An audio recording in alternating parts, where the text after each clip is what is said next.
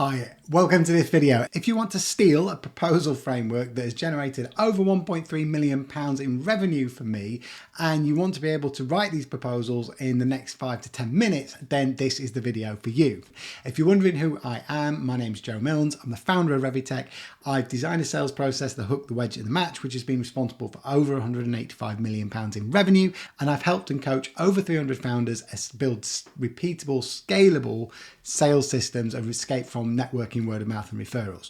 So let's dive in. And I'm going to talk you through how you can do it in just 8 simple steps. So step 1 is that your title of the proposal or the headline should make it very, very clear what the prospect and what outcome the prospect is going to get. So any stakeholder can pick it up and think, that's what we want. Let me read more. So as an example, if we are promising to drive revenue as a sales agency to new businesses, it will be how ABC Agency can add £200,000 revenue in the next 6 weeks using Revitech's chosen framework. So it has to be a specific outcome in a time frame that the customer is going to get. Another example is how ABC Agency can add 438k new business in less than 12 months without hiring new sales people. Next step is the first part of the proposal shouldn't be about you at all. In fact, that shouldn't be mentioned at all in the first few pages. The first page of the proposal should be a what we understand about your business. So this shows that you've listened in your calls prior to that and you understand what the customer's trying to do and the challenges that they're trying to overcome. So it would look something like this. It would say, ABC Agency want to increase revenue by 45% in the next 12 months to 1.2 million in order to make the business saleable. So it's what they're trying to do and the impact of that. And then you want to highlight the problem. So it's the current new business is entirely reliant on networking and referrals. This is unpredictable and the founder is still stuck in the sales process, which will harm enterprise value. So again, we've stated the problem, why it's a problem and the impact of that problem.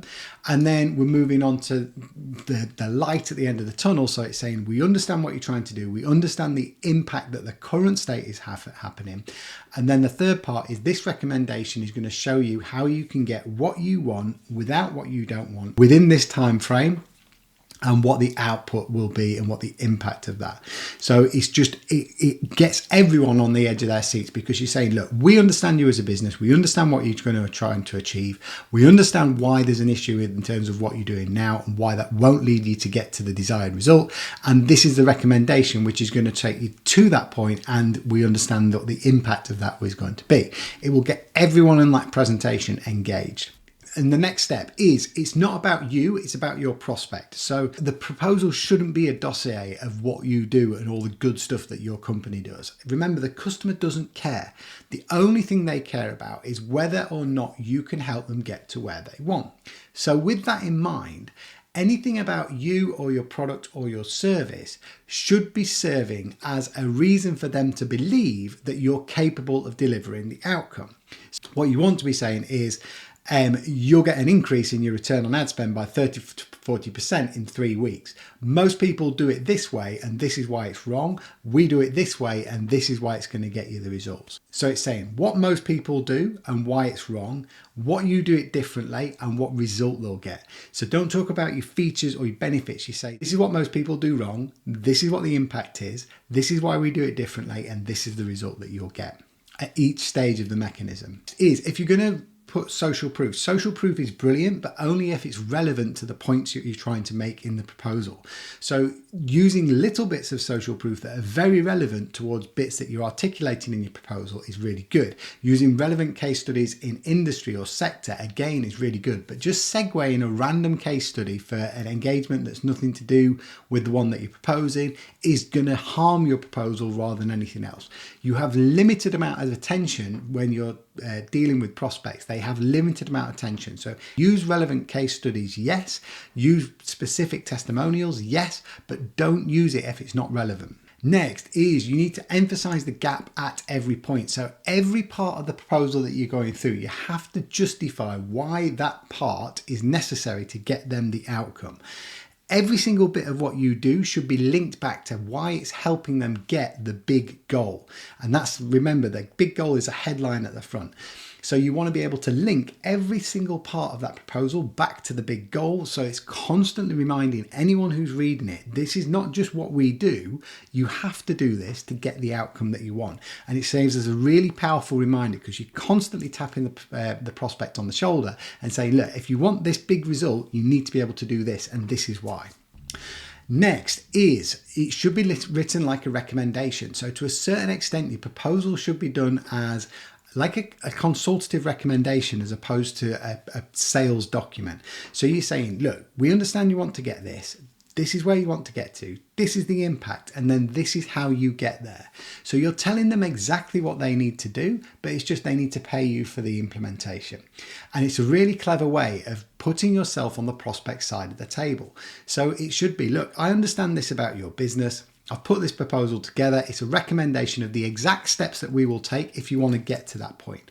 Now you can keep this recommendation and it will get you there even if you implement it on your own. Obviously, we're hoping that you're going to work with us to get you there. But it should be written as a recommendation is saying, if you want to get to this result, then you need to follow this process.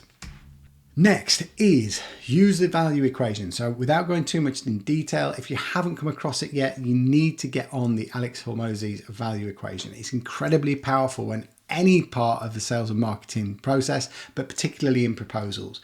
You should be focused on every bit of your proposal. You want to be tying back to one of these things. Dream outcome. Does it help the customer get what they want in terms of the big goal? 2, does it increase the perceived likelihoods of success of you getting there? So case studies that are relevant is a great one in terms of it increases the perceived likelihood of success. If you've got the result for other companies that are like the one you're speaking to, then putting that case study is increasing the perceived likelihood of success and therefore the value of your proposal. Next is it highlighting the time delay? So are you making it clear that you are going to get them the result in as short a time as possible? And then the most forgotten about, which is a secret sauce in proposals, is effort and sacrifice involved. Everyone talks about return on investment when they're talking about proposals or investing in the solution. What no one talks about is the return on effort in sacrifice. B2B businesses, when they are considering a high value, high ticket purchase, they're not just considering what they get and what the return on investment is going to be. They're considering how much of their team's effort, time and resource they're going to have to put in to get the result as well. That's why done for you offers are so powerful, is because you're saying, look, all you want is the outcome. We'll do everything for you. You don't have to do anything. We'll just get you the outcome.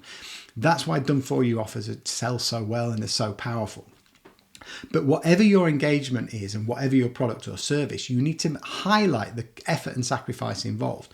Think about anything where other departments touch a solution or service mean that there's going to be effort or sacrifice involved. It's really important to highlight that and then go to some length to explain why you will minimize the amount of effort and sacrifice involved from your prospect. So just to recap, is killer thing for proposals is to make sure that you're writing it about it should be a recommendation and that guides the customer from where they are now to where they want to be.